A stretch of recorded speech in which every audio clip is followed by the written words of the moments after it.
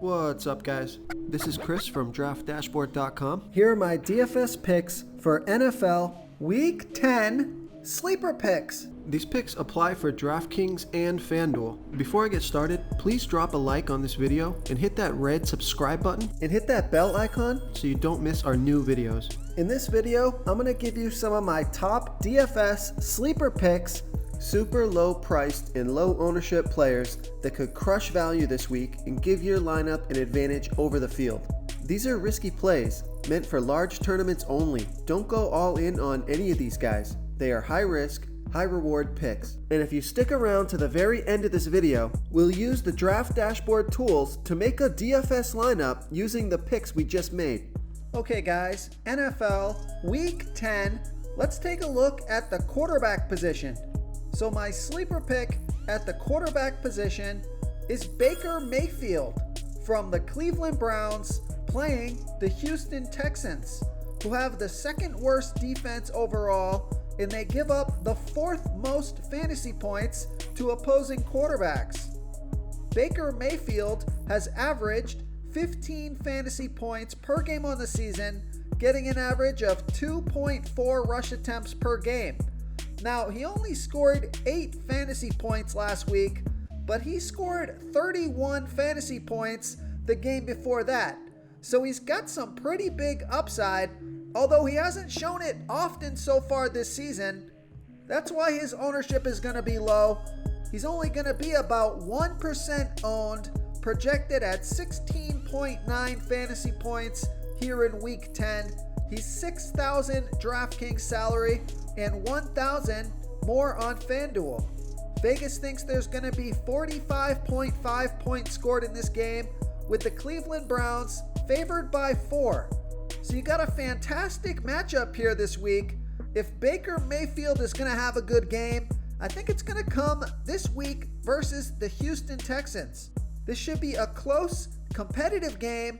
I think this is going to be a shootout. So I like Baker Mayfield here versus the Houston Texans.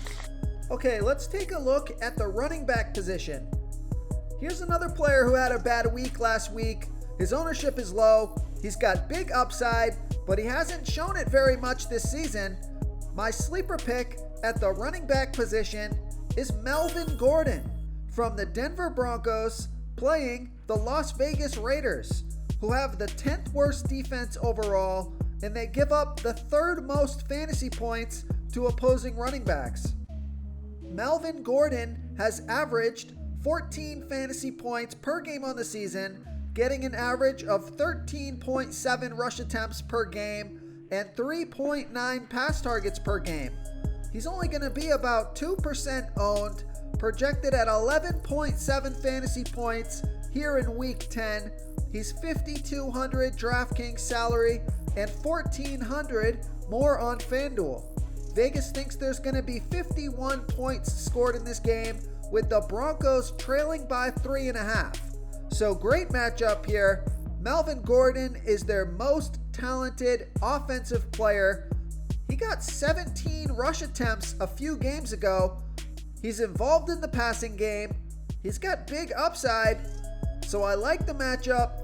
So I like Melvin Gordon here versus the Las Vegas Raiders. But a running back that I like even more than Melvin Gordon as a sleeper pick here in Week 10 is Wayne Gallman from the New York Giants playing the Philadelphia Eagles, who have a middle-of-the-pack defense overall. And although they've been pretty good versus opposing running backs, Wayne Gallman, he's only averaged 7.4 fantasy points per game on the season, but take a look at his last 3 games. He scored 15, 13, and 16 fantasy points in the last 3 games off of 14, 12, and 10 rush attempts. He gets a few pass targets each game, and he's only going to be about 1% owned, projected at 9.9 fantasy points here in Week 10. He's only 4,500 DraftKings salary and 1,200 more on FanDuel. Vegas thinks there's going to be 44.5 points scored in this game, with the Giants trailing by 4. So it's not a great matchup. It's not going to be a high-scoring game, but it should be a pretty close game here, and Wayne Gallman is the starting running back. He's the lead back in the backfield. He got 14 rush attempts and 2 pass targets last game, so his volume has been increasing every week for the last 3 weeks. So I like Wayne Gallman here versus the Philadelphia Eagles. Real quick, guys, I got great news. For a limited time, we're offering a full 30-day trial to Draft Dashboard. You can try all the tools for NFL, MLB is still going, NBA is right around the corner. This is a great time to get in and try everything for 1 month. The tools are all about saving research time. You can see the last 3 games, the fantasy points per game, the targets they got per game, so you can see how involved they are in the offense, the rushes they got per game. Seeing all this stuff on one screen helps you save time and make better picks.